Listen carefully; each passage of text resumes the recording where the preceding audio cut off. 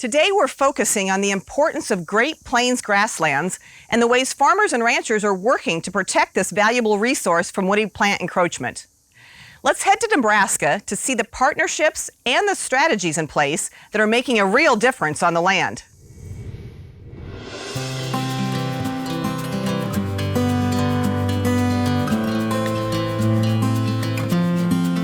So eastern red cedar kind of takes over, as we call it, invasive, because it comes in and just builds on your grassland, reducing your amount of grazing acres, for your livestock, which really affects your bottom line when it comes to a grazing type program through your livestock.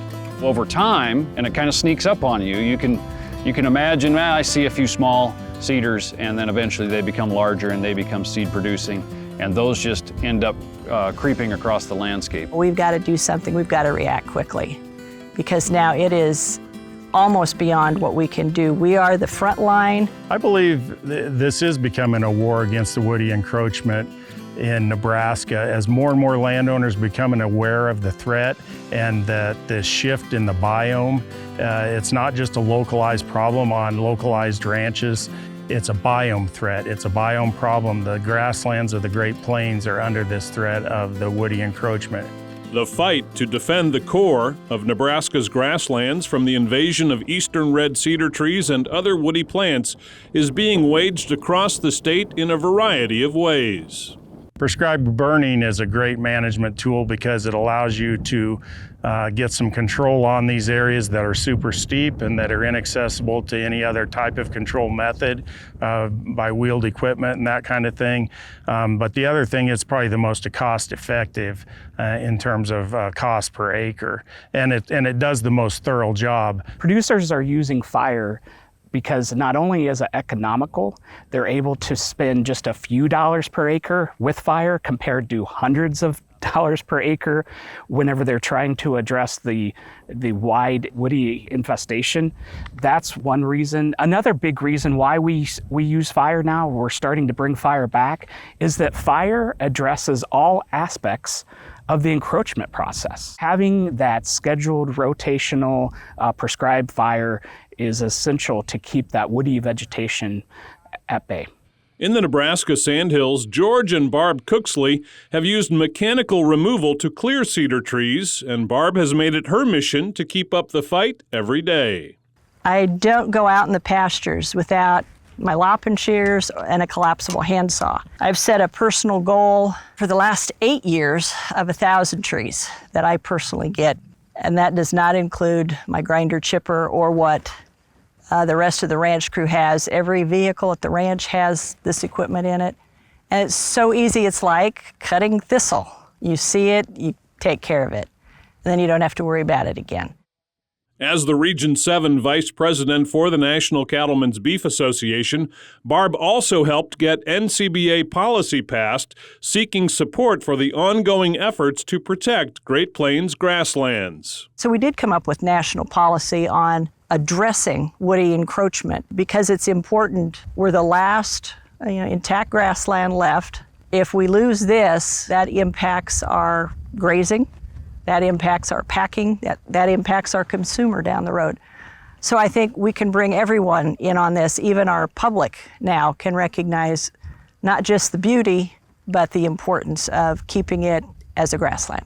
Because I think we've identified now that it's not a Sandhills issue, it's not a Luss Hills issue, it is a Great Plains issue. It does take all the partners we can find. Federal level, the NGOs, our universities, our land grants, whatever we can do to work together. We need the science to say, okay, we'll get rid of them, but now how do we keep them out? That's where our partners at USDA can come in.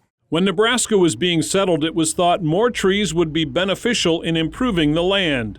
That's in part how the Nebraska National Forest, which was hand-planted starting in 1902, came to be. Today, in addition to NRCS, the U.S. Forest Service is also on the front lines of the woody encroachment issue in Nebraska. I think that the Bessie Ranger District is uniquely positioned to implement this core strategy because we've got this oddity of a giant seed source right next to one of the most intact temperate grasslands in the world. And we have federal resources behind us to help try different things. I think we're well positioned to try different things without taking on some of the financial risks that a private rancher would have to do. What we're discovering is that in the Forest Service, we have good numbers in terms of what it takes to thin, to burn. When we contract to remove ultra low density cedars, so let's say 10 trees in a 500-acre pasture, it's $2 an acre. Let's say 20 years later, to burn it, it's $35 an acre. Wait another 20 years and you're looking at $200 to $400 an acre to thin and remove it, and it will come right back. So the new guidance focuses on keeping what you have, and it's much less expensive, much less labor intensive, and you're preserving something that has been shown to be this gem worldwide. After we visited, a large wildfire claimed more than 5,000 acres of the Nebraska National Forest at Halsey, as well as more than 13,000 acres of privately owned lands and the life of a local firefighter. Researchers warn these large wildfires are a precursor for even more dangerous wildfires that could impact the Great Plains if volatile fuels like eastern red cedar continue to invade grasslands. It's clear protecting remaining grasslands is an issue that extends beyond state borders.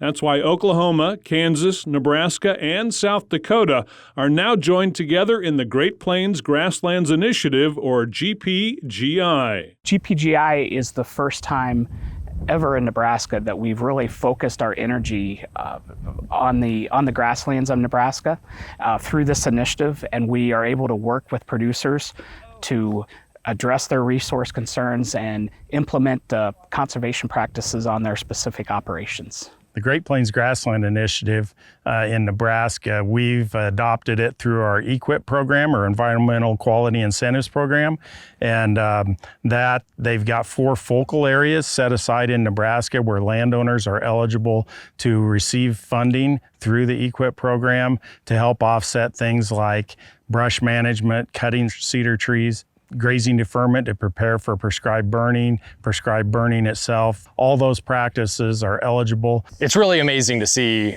4 states, with especially tied to NRCS, start to work together across those state lines and come under a common umbrella. I think for a lot of people, they wouldn't know how maybe surprising or unexpected or how unique that is. So this is one of the first times I've really seen for rangelands where you're seeing that approach needs to be expanded to take lessons learned from each state, collaborate across states.